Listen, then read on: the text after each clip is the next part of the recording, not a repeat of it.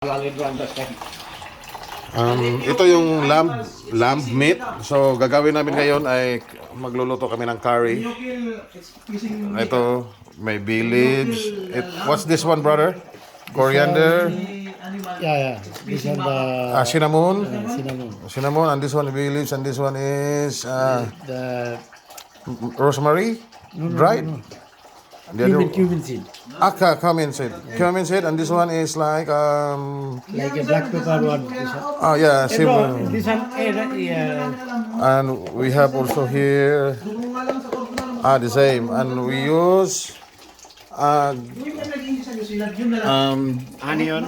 ginger, onion, and a garlic for this, and my friend from Bangladesh, Bangladeshi, will cook. I will leave this one for him, so he'll know what was doing.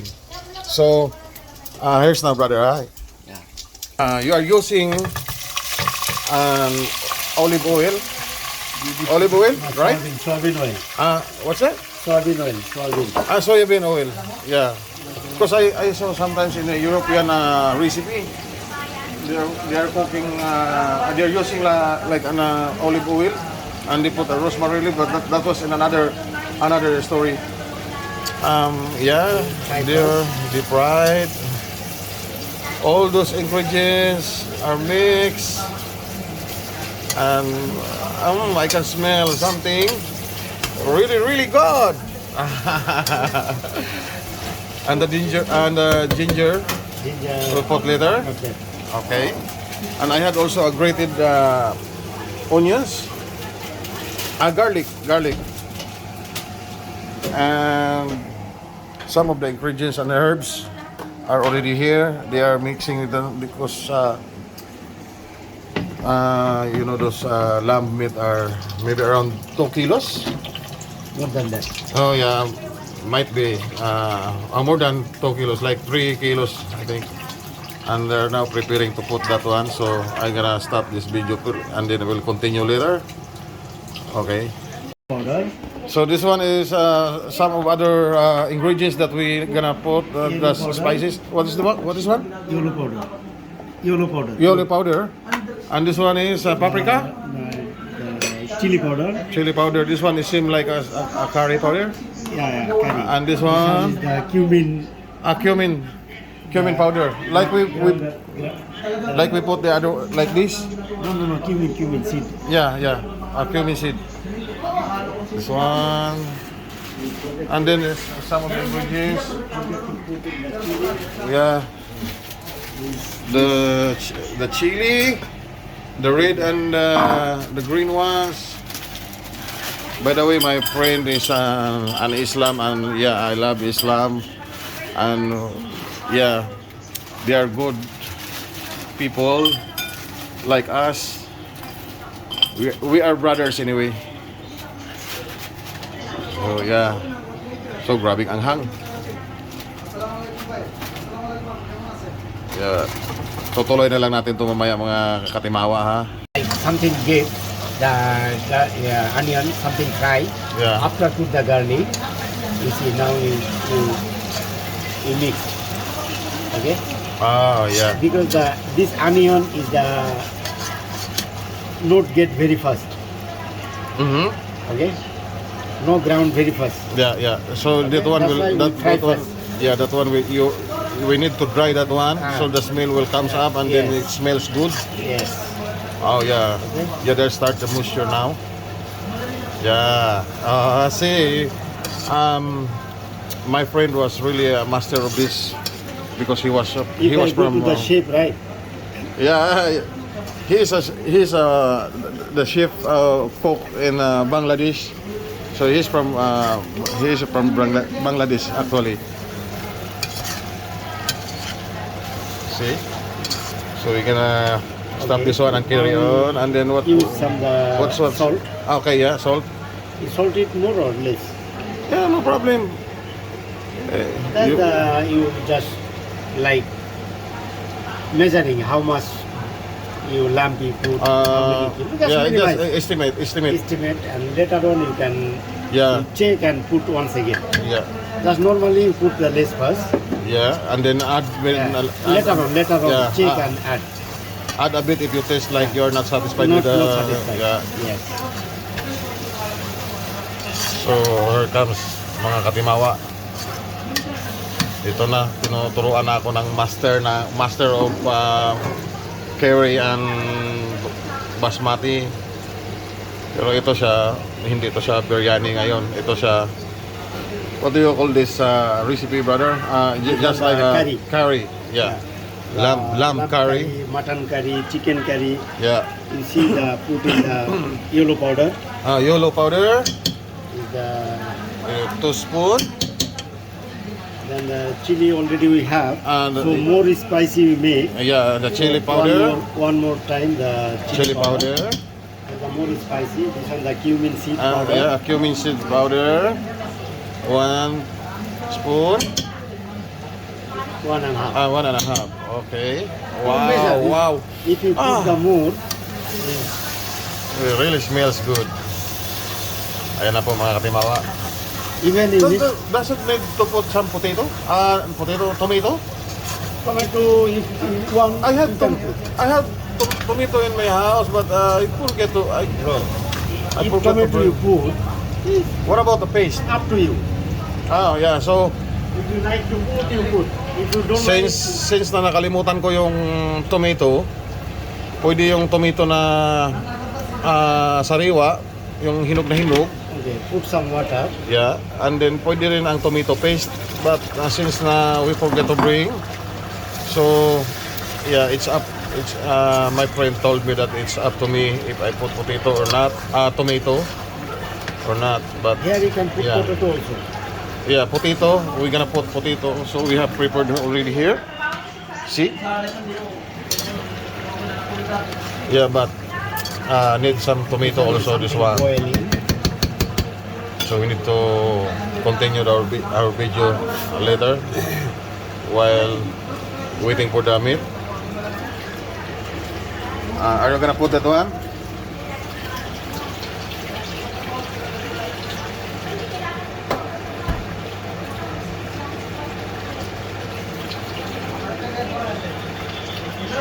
So as you can see ba, mga katimawa, hinuhugasan niya ng maigi. Iyan pala ay karni ng lamb, mga karni oh. Yeah. And make sure you put the Yeah. meat. No have the much water. Oh, yeah.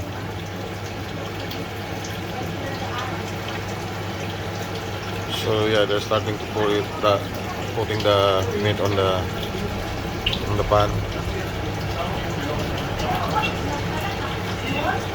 I'm sure mga katimawa, this will be really really good. Kasi original na po yung nagluluto mismong taga. Anyway, this one is a Bangladesh version of cooking a curry. Tapos gagamitan ng Bangladeshi curry. basmati rice. What do you call this one? Which one? Bangladesh curry Yeah. version. Yeah. Tapos Bangladeshi recipe. Bangladesh recipe. Yeah. Yeah, natikman ko na rin kasi yung Indian. Indian Bangla is Saudi, quite like same. Saudi. Sri Lanka.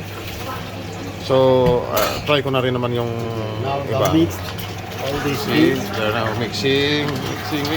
Wow, the smell was really, really good and so aromatic.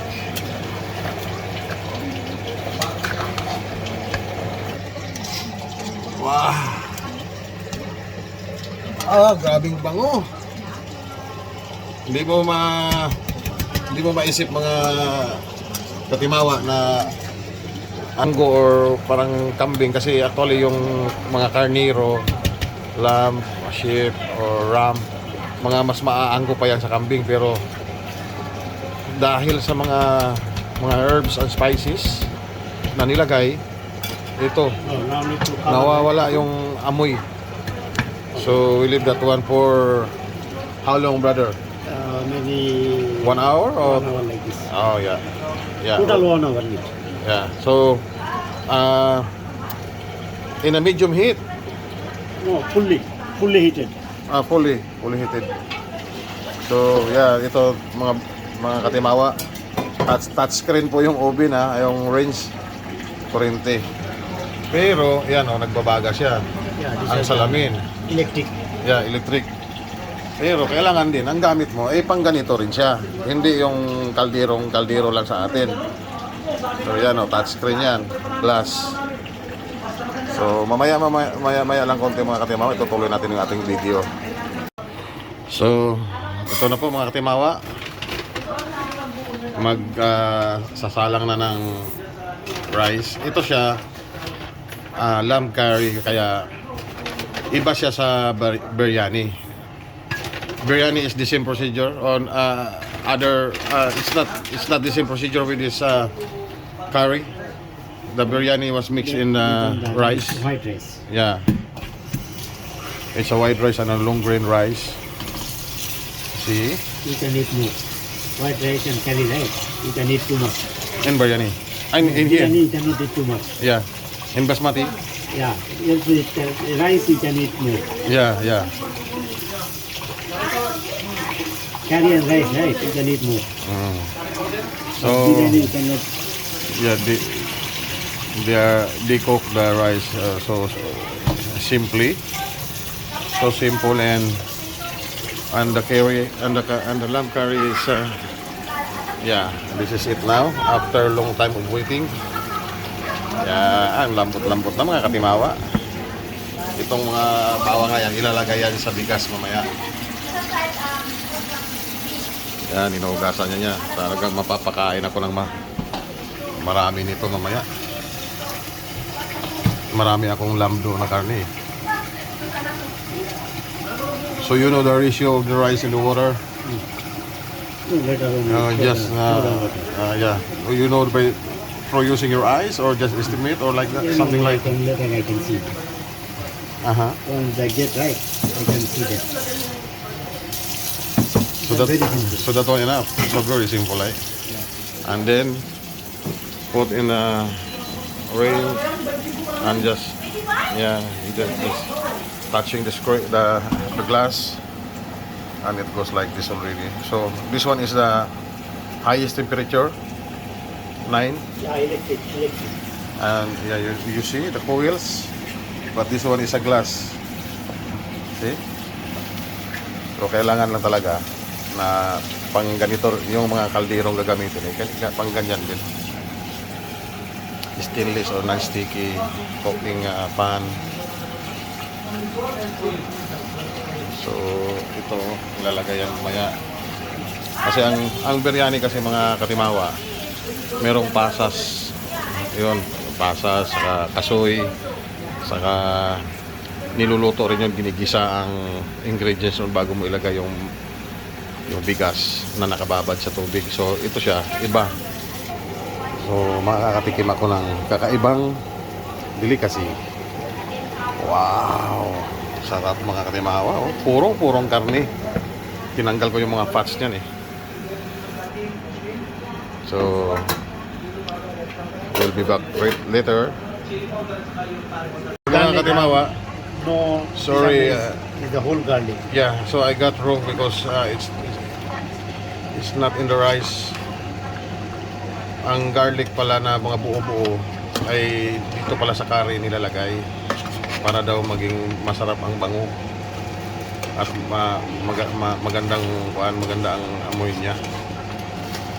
See? So to magandang tanghali mga katimawa. You see the land, right? Ito ngayon, luto na. Cannot feel the smell. See? Yeah, no, smell ba? Simbit. Yan, basmati rice saka yung lamb. Wala kang maamoy na kahit anong angsot o kwan. Walang amoy. Wala nga. Yeah, we're talking now, tapos may Our amoy, chief smell. cook is here.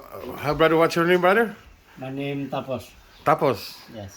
Yeah, he's a Bangladeshi. And we put Kuya, Tete, lemon. kumuha kayo ng ganito.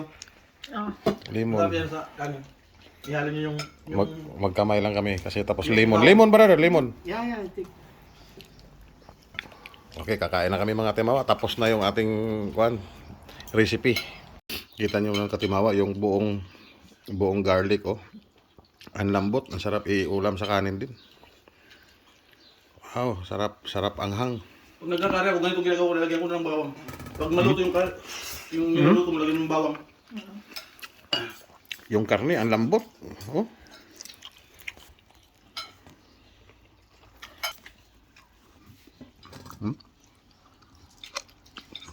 Mm. Some way the killing by shoot Mm. and cut the kill by cut, right? Taste different. Correct, Andrew?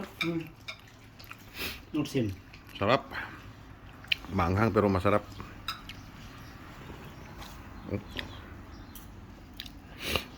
Salamat po sa panonood yung mga katimawa.